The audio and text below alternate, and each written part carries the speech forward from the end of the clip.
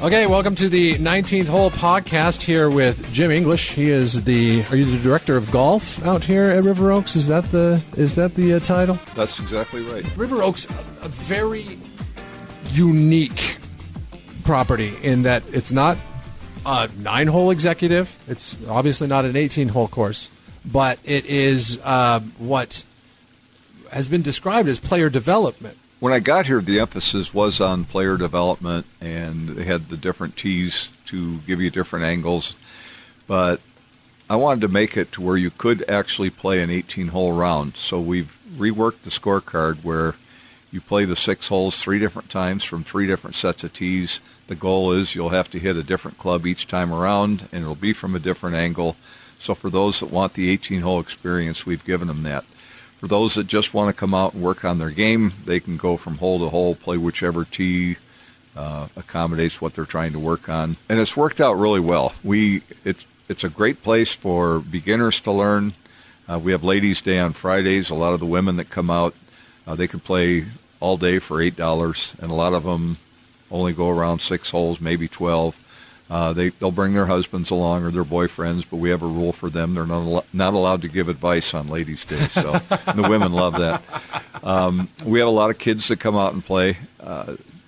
Kids play free with a paid adult, so a lot of parents take advantage of that. They bring the guy that was just here a little while ago. Yeah, we just saw a 4-year-old out there playing. Yeah, he's got a picture of his kid with a diaper and a golf club in his hand and his glove hanging out of the back of his diaper, so he's got that young man started early.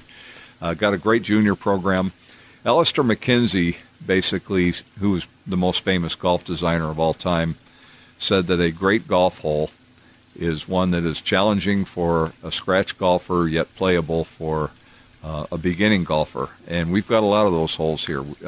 It's a very playable course for people that are just learning, and yet we can tuck some pins behind water, next to bunkers, make it for very challenging holes for even the best golfers. And in the video, if you watch the video at centralcoastgolfcard.com, you notice that the 17th hole is no walk in the park, especially when you play the 17th tee from the hole. It's really cool how you have been able to put a different look on each and every hole out here. To make it play as if it's an 18, but it's nice because it's walkable. You can, if you don't feel like walking, you're very reasonable rates on the carts, and it's just it's a nice option for a time-strapped golfer. I have a 4-year-old and I have a 1-year-old, and me getting out for even a 9-hole round is near impossible because you're talking about a 3-hour investment by the time you go to the course, come back from the course, even if I'm playing it in my own neighborhood, and come back. But what you guys are able to do is you have 6, you have 12, you have 18. How does the pricing break down if you're going to come out and play? We have a 6-hole rate, and then for a couple of bucks more, you can play 12, and for a couple of bucks more, you can actually play unlimited. And we'll have people that'll come out at 8 in the morning, they'll play till noon, go off and have lunch somewhere, and come back and play for 3 or 4 more hours. So we'll have people that'll play 50 holes in a day. So it's basically 6, 12, or unlimited. And I've always thought that was a unique thing that a lot of people probably traveling from outside the area don't know about. Because if you're coming over here from, like, say, Fresno or Bakersfield, and you're coming over here to do the wine tasting and do all that stuff, to try to cram in a round of golf at your traditional layout, it shoots your entire day. You're not going to be able to go do the wine tasting. But if you come out here, say play 12 holes early in the morning, go out, do a little wine tasting, you got some time to kill in the afternoon, come on back out here and play, and you've done that unlimited golf thing, which is amazing. How much is it for unlimited golf prior to 1 o'clock and after 1 o'clock? Okay, our regular weekday rate is $15 for unlimited golf plus $8 for a cart. So for $23, you can play all day. Seniors get a little bit off of that. Then if you want to come out in the afternoon, it's $14 from 3 o'clock on, and that's with a cart, and play as long as you want. Wow. So if you have friends that are coming from the Valley or anywhere else for that matter that want to squeeze golf and wine in, River Oaks is a very flexible option for it. Now, speaking of, we just saw a 4-year-old out here. I know you guys are very involved in junior golf. Tell us about some of the programs that you're doing out here at River Oaks. I was doing junior clinics for a while, but that was tough because one week you'd get 15 kids show up. One's never touched a club, and another one's been playing 2 years. So now I basically set it up with group lessons, and I group the kids according to age and ability. They're weekly lessons, and so I have like one group of junior high girls that comes out together. I've got another group of 4 to 6 year olds that come out and play together. So it works out really well. We also do a lot of junior tournaments. We have a junior club championship that is flighted by elementary school, junior high, and then high school. We also did this year an adult junior tournament where an adult and a child played as partners in an alternating shot format, and boy, did they have fun out there. So it's a great place for your kids to learn how to play golf. It's a safe place to where if you even want to, once they're have the skill and the maturity to be able to go out on the course, they drop them off, let them play, and we can keep an eye on them on most holes. We're not talking 4-year-olds here, but certainly, 4th, 5th, 6th graders on up through high school. About the age when they start to get in trouble. Yeah, it's exactly. a good way to keep them occupied and not get in trouble, or to get them off the couch playing those video games and get them out in nature and learning a game which is really... It's overlooked when it teaches lessons of life. I mean, with the etiquette that's involved in golf and just the gamesmanship and, treating your fellow competitor with respect. Golf is the best game for it. Oh, it is. And you learn patience, you learn perseverance. In fact, when I used to be a policeman, whenever we'd hire an officer and I'd do their background, if the person was a golfer, I'd love to play a round of golf with them because I could find out more about that person in 3 or 4 hours playing golf with them than I would ever do that I'd ever find out if I was, interviewing people, because golf really does reveal character. Yeah, absolutely. Absolutely. One of the things we have here, too, that we're really fortunate because most courses don't have this, is we have a spa right next door. So if we have a, maybe the woman doesn't play golf and the man does, well, she might have a great time over at our spa, getting a massage, enjoying the hot tubs, that kind of thing. Going back to the whole, coming over here, tourism dynamic. I mean, you go out wine tasting in the morning. Sometimes, like you said, the woman doesn't play golf, and maybe the man wants to get some golf in.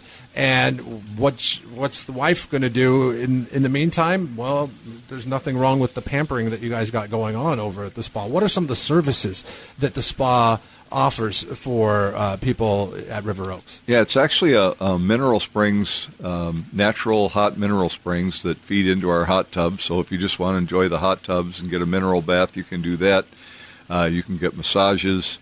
They have wine there, and a lot of women will just go have a glass of wine, and it's just a great place to relax and enjoy yourself. And the whole facility is expanding. Eventually, we're going to have swimming pools, tennis courts, pickleball, all kinds of things. So this is going to be a one-stop place to have a great day. Like a little Palm Springs tucked away in wine country. Exactly. Right? Just a tiny one. Now, also, you have a restaurant here that everybody's raving about. I know that you really don't have a hand in it, but tell us what you know about Mistura. Mistura is one of the top-ranked restaurants in the county. It's Peruvian food, and when people ask me what does Peruvian food taste like, I would tell them it's like Thai food. It tastes like Peruvian food. Thai food tastes like Thai food.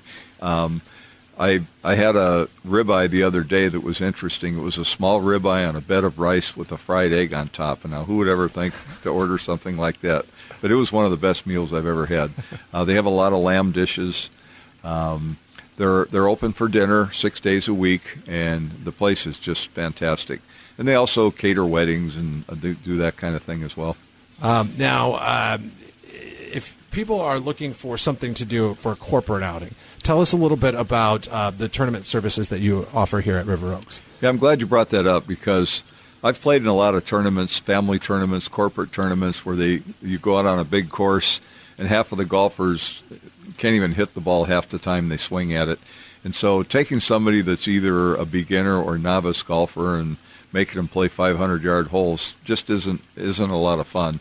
The competent golfers get impatient, and the poor golfers have a lousy time, frankly. They'll never play again. That's right. I've worked with people. I've drug them along to a golf tournament because the company had a sponsorship. I'm like, oh, come on, it's golf. Because I forget, I've been playing for 15 years. And I'm like, come along, it's golf, you'll figure it out. But then I go back to when I learned how to play golf, and I probably played 25, 30 rounds on an executive course before I even had the confidence to go out on a championship course. And that's probably why I still play today. If I would have gone directly out on a championship course, I would have been like, this is not for me. And you don't want to ruin people on golf. That's why a tournament here is a great idea. Yeah, our tournaments, most of the companies and families end up picking like a 12-hole scramble format. They can do that in less than 3 hours, usually about 2 hours. We have like wedding parties will come out a lot of times the day of the day before a wedding. All the groomsmen and the parents and all that want to come out and play golf. Great place for like a rehearsrsal type thing. Exactly. So they'll have little golf tournaments, and I'll set them up to where they have prizes on each green, to where maybe even a poor golfer might make a putt and win a sleeve of balls or something. But standing there looking at a flag that's 130 yards away, it doesn't have the intimidation factor that a long par 5 where you've hit the ball 4 times and you still can't see the flag. So. It's just a great place for companies and families and people that just want to have fun events that don't put a lot of stress on people to play well. Well, you guys got so much going on up here, and we thank you for taking a few moments today for inviting us out, having me play the 17th, which is a lot different than the 5th, or what is it, the 11th is on the second go-round? Yeah, the 5th or the 11th. It's a tough hole. It's a tough hole. And I know in the video you'd mentioned it, but course record out here? Course record is 3 under par, and that's by one of our area pros. And he's played out here 4 times, and the other 3 times he didn't break par, and he's actually a +1 handicap. So he has an easier time breaking par at our full-size courses than he does here. What he explained to me is that par 3s are the hardest holes to make birdies on for a good golfer because they're having 140 to 180 yard shots to the hole, where most confident pros are hitting the ball over 300 yards, and so they score well on the short par 4s and the par 5s. So it was really interesting to see that. In fact, in our sweeps, we have a sweeps every week, and I keep track of everybody's handicap on our own handicap system. And most low handicap golfers who are long hitters end up with a handicap here that's about the same as their handicap is on a big course. But the higher handicap golfers, maybe older guys with a great short game, we have one guy who's a 27 handicap with the NCGA, and he's a 12 here. Wow. And we have another guy who's a 4 handicap at the links, and he's a 4 here. Wow. So it's a great place to where the higher handicappers can make up a whole bunch of strokes on the flat bellies. Now, since you brought it up briefly, just tell us how easy it is to get involved in the sweeps, because a lot of people think, okay, if I'm going to pay in money to play golf and try to win money, it's only in a tournament setting. You got to be at the course at a specific time. Not the case here. The sweeps is probably the best money game in the whole county for those that can't play golf without having something on the line, which I'm one of. I always have to play for something, even if it's a Coke. But it's a game where you can get in any time. We start on Saturday, we end on Friday. You play 18 holes. You got to have a witness because your score needs to be attested. And before we're going to give out money for a hole-in-one, we want there to be at least somebody that witnessed it. You play 18 holes by the rules, no gimmies, no mulligans. Turn in your scorecard, and at the end of the week, the computer picks a partner for you. And it's blind draw format, so if, for example, on the first hole you had a 3 and your partner had a 3 net 2, you would use their partner's ball. And then at the end of that, we have so the blind draw partners, you might play on a Monday and your partner plays on Thursday. So the computer picks your partner, puts the teams together, and we double the pot for that. So I like how that works because you're required to go out with another person, but that other person is more than likely, I mean, unless, a crazy draw, more than likely is competing against you. That's right. So it forces the honesty. Exactly. And the first part of it is the blind draw part. This is where we double the pot. If we take in $150, we pay out $300. So people that hesitate, I tell them, if you walked into Las Vegas and there was a slot machine that you knew paid out twice what it took in, you'd probably play it all day long. And everybody says, well, heck, yeah, I would, So it's the same thing here. It's kind of a no-brainer. If you can play to your handicap, most of the time you're going to come out ahead on the deal. The second way to win money is we have gross skins that are optional, and then we have net skins that are included. So a gross skin is where you have the lowest score on the hole out of everybody that played, and a net skin is where you had the lowest net score on a hole. That would be after subtracting any handicap strokes you might have gotten. And typically the skins are worth anywhere from $10 to $25 a piece. We also have kind of a side deal that I'm not familiar with anybody else doing this, and people love it.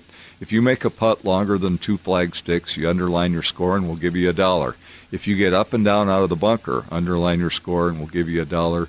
If you get up and down out of a hazard, underline your score and we'll give you $1.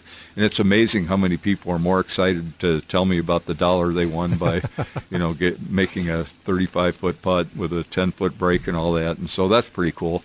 And then the best part of all is if you make a hole-in-one in our sweeps on any of the 18 holes you play, you get $500. We've only given out the $500 twice in the 3 years we've been doing it. We've had a lot of hole-in-ones here, but only 2 of them have been in the sweeps.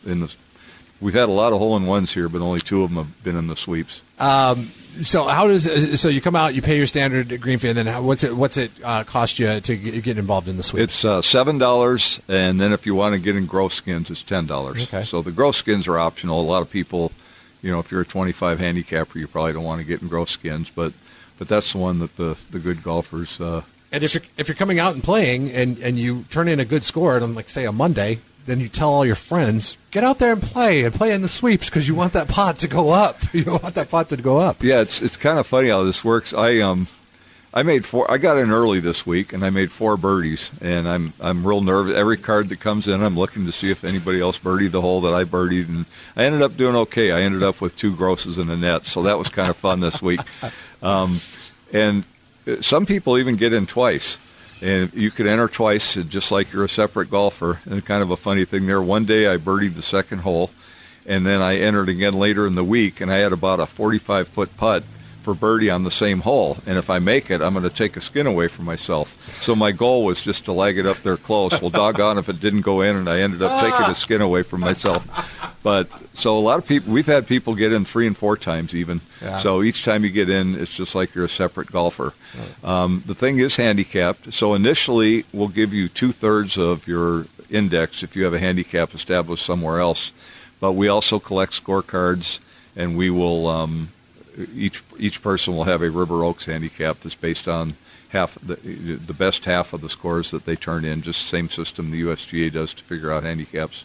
Now, at the end of these 19th hole podcasts, we like to get people coming out and experiencing the properties with like a reward for tuning in, listening to what's going on here. Do you have anything in mind that might help out the golfer coming out here to River Oaks? Yeah, if somebody mentions the podcast, we'll normally, with the Central Coast Golf Card, your green fees are free, and then you pay for the cart. Well, we'll comp your cart for you. Or if you're a walker, we'll even put you in the sweeps the first time you come out, and we'll pay the entry fee. Wow, and that's for Central Coast Golf Card holders? Yes. Okay, cool. So hopefully you bought the card, or if somebody bought the card for you and you're coming to the website and you're finding out about it, it pays to listen to these podcasts. Jim, thank you so much for having us out today and experiencing everything on a beautiful fall day here in Paso Robles, and